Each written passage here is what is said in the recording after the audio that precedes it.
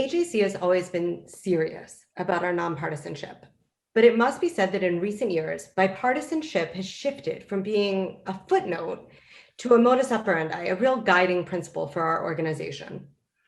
Its primacy doesn't make it any easier for us, and I imagine that for you all as members of Congress, it's even more complicated. It's our hope that in this conversation, we can get down to the brass tacks. Just how bad is partisanship in Congress today? Look at intra-party tensions vis-a-vis the struggle for bipartisanship. Look for bright spots, the issues that are still bringing Democrats and Republicans together across the board. And finally, glean from your wisdom about how AJC can be a force for unity, bringing diverse factions together for the common good. We'll dive right in. While it may feel like ancient history to some viewers, I know the insurrection of January 6th is still at the forefront of the minds of many members of Congress. To what degree is the partisan tension around that event and the adjacent issues, talking about the vote to certify the elections, to impeach the president, et cetera, still playing out in Congress? Congressman Bacon, I'd like to start with you.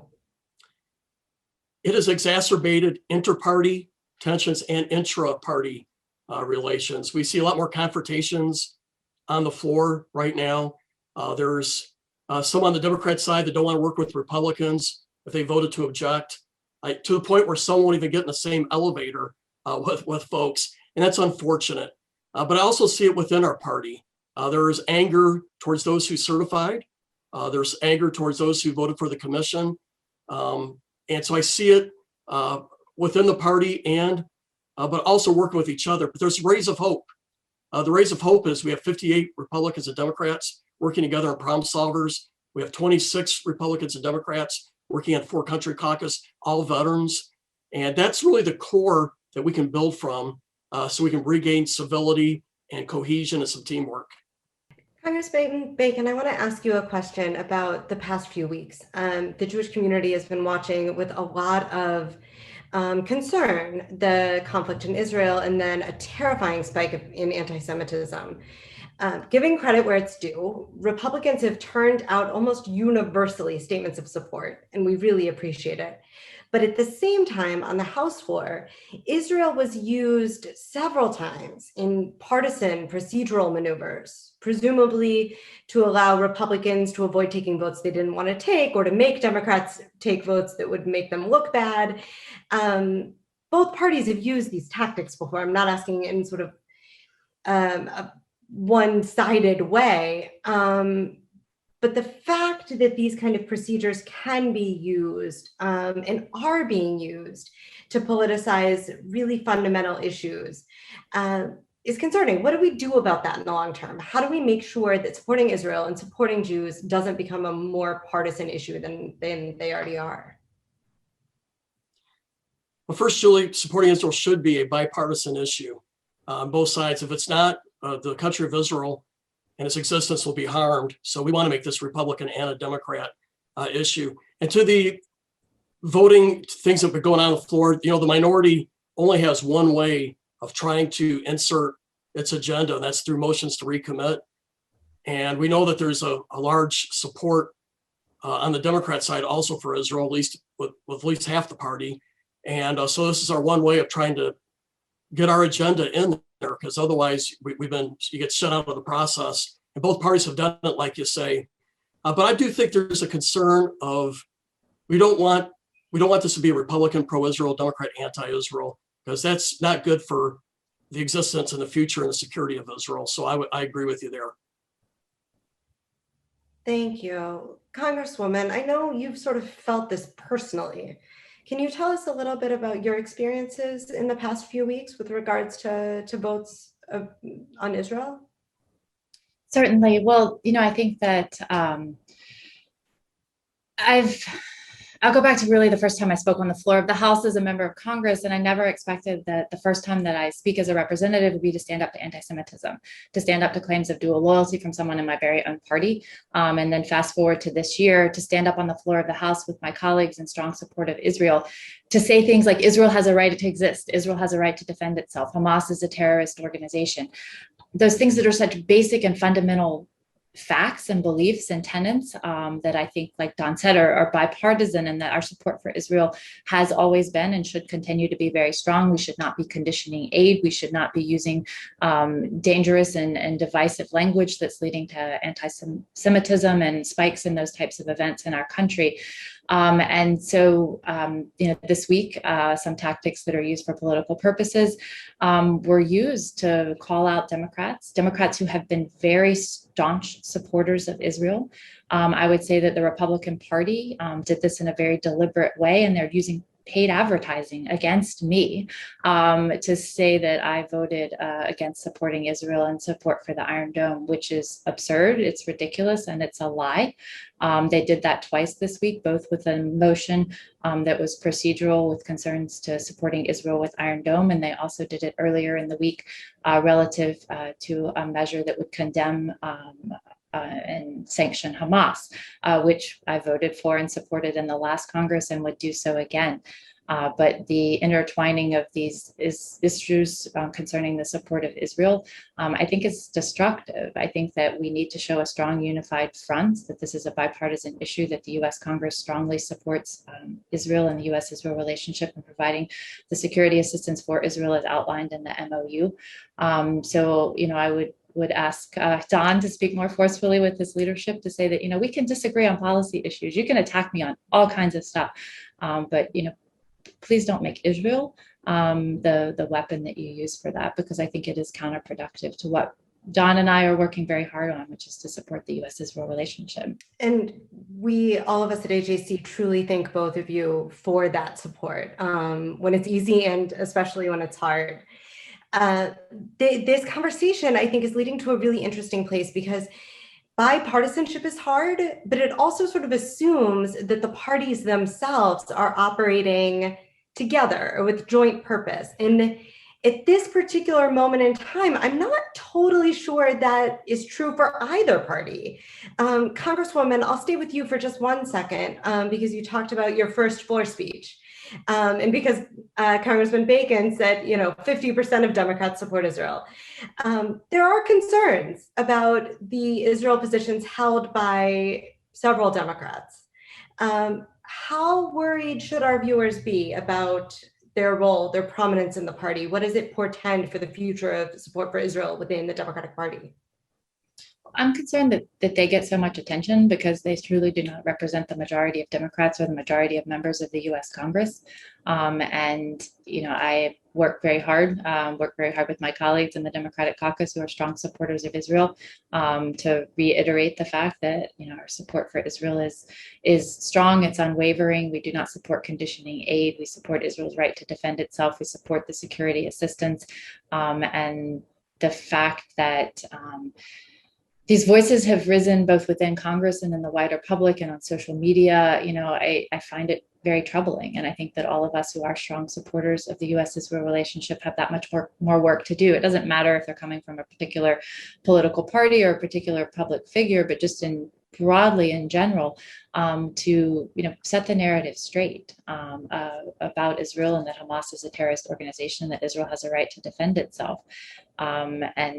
It's just a lot more work for those of us who are out there advocating for these positions. Thank you. Congressman Bacon, I want to ask you also about intra-party dynamics.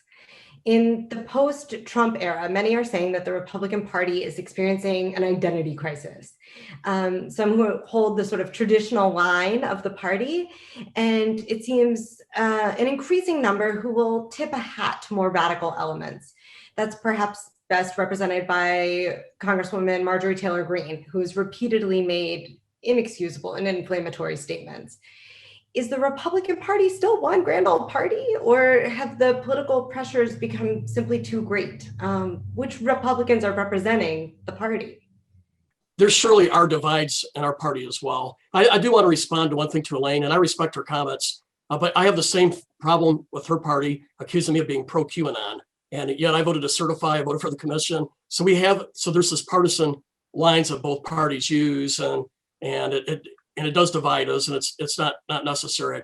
And our party, there's a bit of a debate. Are we a party of values and ideas, which I believe in? I'm the party of Lincoln.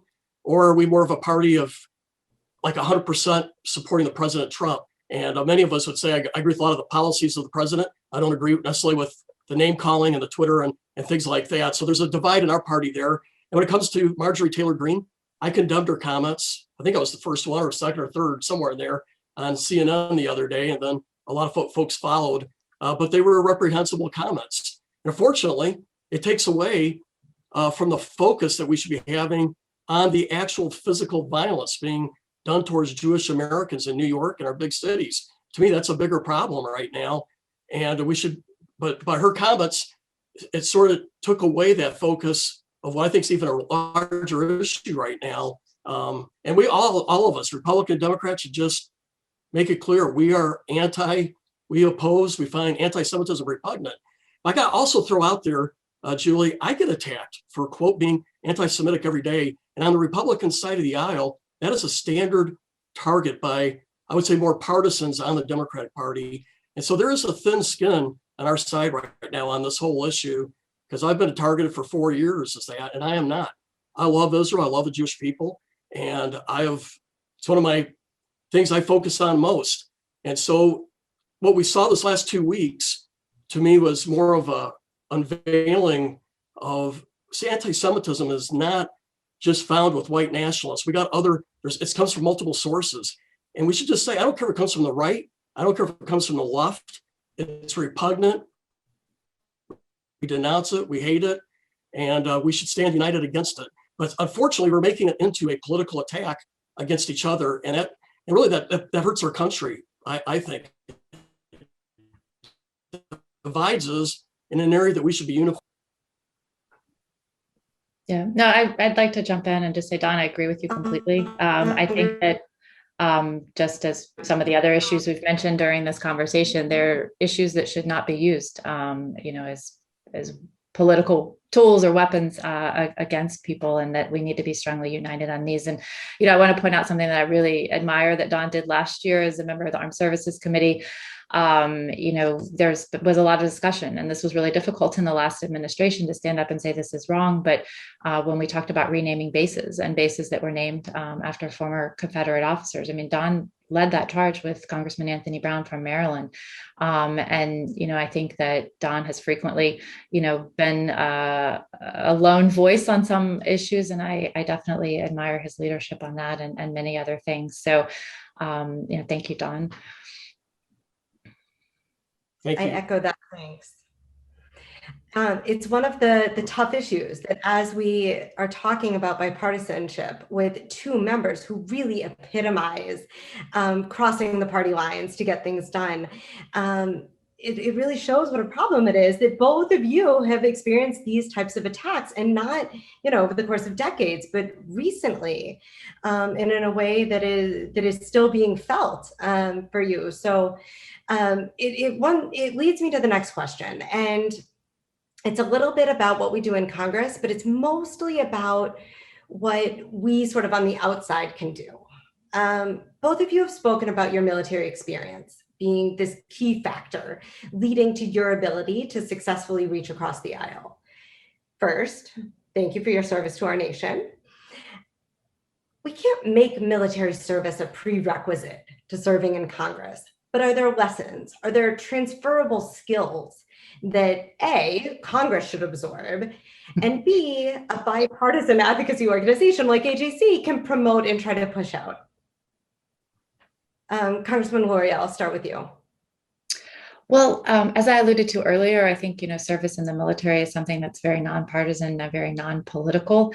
As an example, it was kind of a joke that came up a few times when I first ran. Like, I actually voted for the person in 2016 who I ran against in 2018. It kind of show you, the lack of partisanship in my background, but I truly believed that I stood in a different place on some of the issues and could represent our district more effectively. But, I think that idea of, a shared common background, and when, folks like Don and I come together on the Armed Services Committee, I mean, we live this, he in the Air Force, I in the Navy, that, one of the key purposes of Congress is to, our national defense and defending our country. And, it is not difficult to come together on those particular issues. But I would say that even on those issues, I don't stand with the majority of the people in my party. And I find that, quite challenging sometimes because, I certainly think that we need to be spending more on defense. We need to be investing more in our Navy and, our future defense forces because of, what our threats are in the future. If we do go to war in the Pacific, if something happens with China, it is a naval and air fight. So the Navy and the Air Force are really the ones that we need to be focusing on and providing those resources. So, although I saw a sigh of relief when the preliminary numbers for the defense budget came out that there were not significant cuts proposed, I assume Don feels very similar. I think we need to see like 3 to 5% real growth in the defense budget to meet the challenges that we have today. So maybe we both find ourselves in similar situations, people who are pragmatic with, the kind of backgrounds that we have in the military, find that we don't always stand with our own party sometimes as much as maybe we find these tensions across the aisle. General? Thank you. The military has taught me to be a problem solver. And I think that's where Elaine is at, and our veterans on both sides of the aisle. I see myself as a man of faith first, a family man, an American, before I'm a Republican. And I think the military ingrains that prioritization in our lives. So when I'm serving in the Congress, I don't want to focus on where I disagree with Elaine or anybody else. I want to focus on what can we agree on and how can we get a 60 or 70% agreement and move from that point. And that's been my approach. That's why I'm on the problem solvers. That's why I'm on the Four Country Caucus, which is a group of 25 veterans or 26 veterans now, of half Republican, half Democrat, and just trying to work together. And so I think the Armed Services Committee is the most bipartisan committee that at least I've been a part of, because we are trying to solve problems. We're trying to find agreements. And about 95% of what we do in the House for armed services is bipartisan. And I enjoy that much better than some of these other committees where it's a big food fight every day. But we're about solving problems, Elaine and I, and trying to find areas of agreement.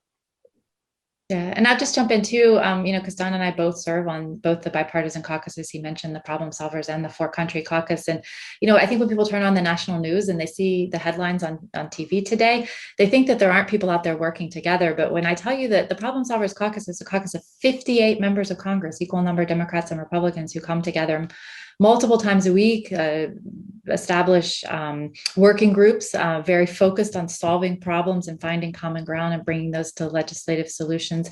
The last COVID relief package in the prior administration was a result of the Problem Solvers Caucus working in hand with a bipartisan group of senators to get that across the line. And that's the kind of thing you can do when you work together on a bipartisan basis. So if there's one takeaway for people, it's not like one sees on TV with everyone at each other's throats or, spats that happen in hallways of the Capitol. I mean, the truth is, sometimes at 8 o'clock in the morning, we're sitting around a table with some half warm coffee and some half stale donuts trying to figure out how to solve infrastructure. And that is really a priority for people like us who, seek out these opportunities to work in a bipartisan way. That's really beautiful. And I'm glad that the spats that we were talking about before are also, that's not the only thing that's happening. That the cold coffee and the stale pastries are also helping to facilitate bipartisanship.